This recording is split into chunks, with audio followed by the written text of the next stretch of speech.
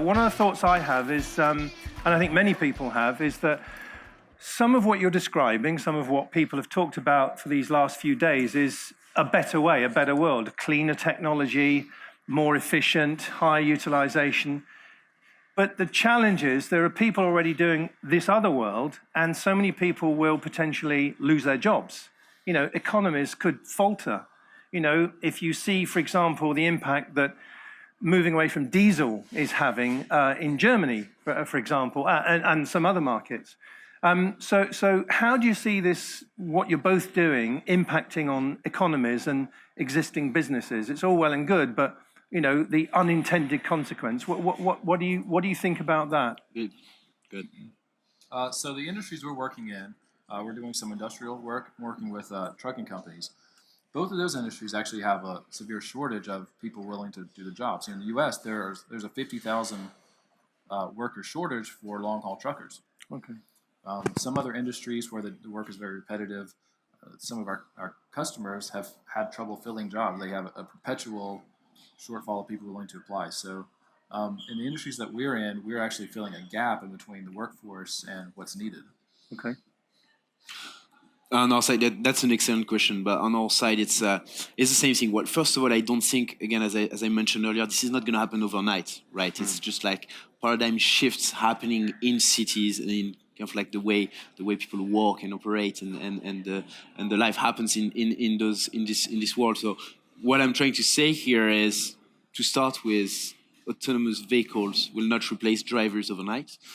On our platform, that's what matters quite a lot. We may have scenarios where, in say 2 years, you have 5% of the trips in a given city that are done with autonomous vehicles, and that means that the rest of the remaining 95% would still be done with drivers for many reasons. One, I think technologically speaking, we're not there yet, and there is a lot of adverse conditions that may tell our system and our platform that deploying an autonomous car is not the right thing to do. So then we may start with 5%, and 5 years after reaching 10%, and 5 years after reaching 20%.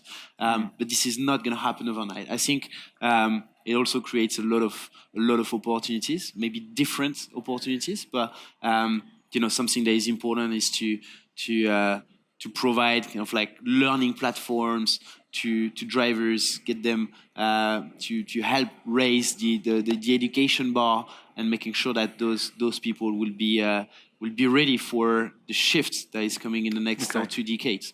Yeah, I thought it was interesting when you put up some pictures of I think it probably was a street in India somewhere else where you've got a great volume of traffic. You're right in suggesting we can't just sort of throw into that something that we think works nicely, in downtown San Francisco, but doesn't quite translate. Any questions from the audience at all? Until we've got a handheld mic if you want to ask a quick question.